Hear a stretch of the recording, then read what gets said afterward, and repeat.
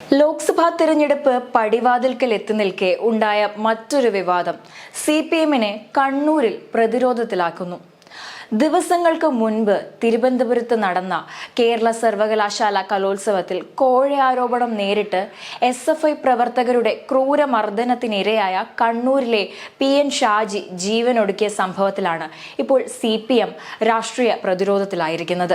ഷാജിയുടെ മരണത്തിന് ഉത്തരവാദി SFI ആണെന്ന ആരോപണവുമായി KPCC അധ്യക്ഷനായ K സുധാകരനും അതുപോലെ തന്നെ KSUവും രംഗത്ത് വന്നതോടെയാണ് വരുന്ന ലോക്സഭാ തിരഞ്ഞെടുപ്പിൽ തിരിച്ചടിയാകുമോ എന്ന ആശങ്ക CPM നേതൃത്വത്തിൽ ഉയരുന്നത്. തങ്ങൾ ആവശ്യപ്പെട്ട ആളുകൾക്ക് ഒന്നാം സ്ഥാനവും രണ്ടാം സ്ഥാനവും നൽകാത്തതിന് അവർ ഉണ്ടാക്കിയ പരാതിയാണ് ഷാജിയുടെ മരണത്തിന് കാരണം. ഷാജിയെ അവർ തല്ലിയെന്നും നടന്നത് കൊലപാതകമാണെന്നും വിശദമായ അന്വേഷണം നടത്തി പ്രതികളെ ശിക്ഷിക്കണമെന്നുമാണ് K സുധാകരൻ ആവശ്യപ്പെട്ടിരിക്കുന്നത്.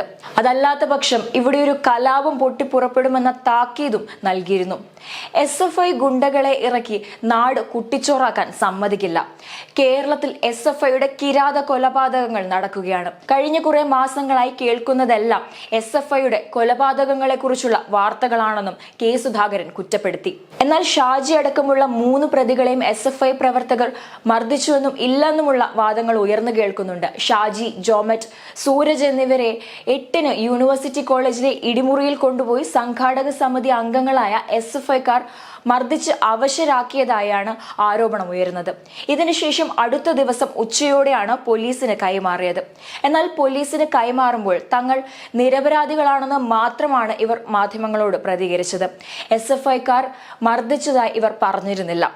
ഷാജിയും മറ്റുള്ളവരും SFIക്കാർ തങ്ങളെ മർദ്ദിച്ചതായി മൊഴി നൽകിയിട്ടില്ലെന്നാണ് കണ്ടോൺമെന്റ് SI പറഞ്ഞിരിക്കുന്നത്. ഇവരെ മർദ്ദിച്ചു എന്നുള്ള ആരോപണം SFI തിരുവനന്തപുരം ജില്ലാ സെക്രട്ടറിയും നിഷേധിച്ചിരുന്നതാണ്. അതേസമയം SFIക്കെതിരെയുള്ള ജനരോഷം കുറയ്ക്കുന്നതിനായി ഷാജിയുടെ വീട് CPM കേന്ദ്ര കമ്മിറ്റി അംഗം PK ശ്രീമതിയും ജില്ലാ ആക്ടിംഗ് സെക്രട്ടറിയായ TV രാജേഷും സന്ദർശിച്ചിരുന്നു. ഷാജിയുടെ അമ്മ ലളിതയെ CPM നേതാക്കളെത്തി ആശ്വസിപ്പിച്ചിരുന്നു.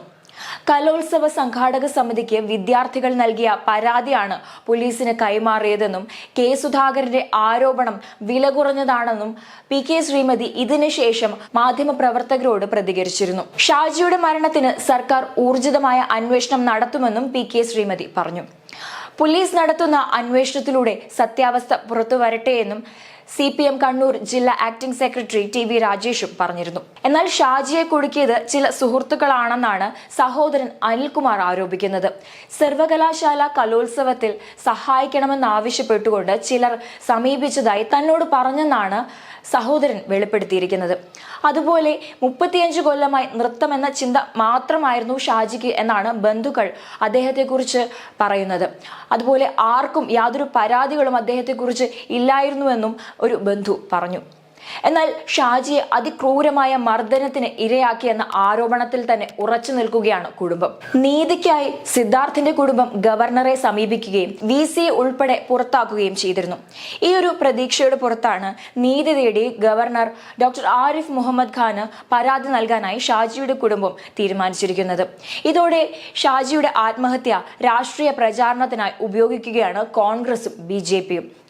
കണ്ണൂരിൽ പ്രചരണ രംഗത്ത് ഏറെ മുന്നേറിയ LDF സ്ഥാനാർത്ഥിക്ക് ഇത് ഒരു തിരിച്ചടിയാകുമോ എന്ന ആശങ്ക ഇപ്പോൾ ശക്തമായി നിലനിൽക്കുകയാണ്.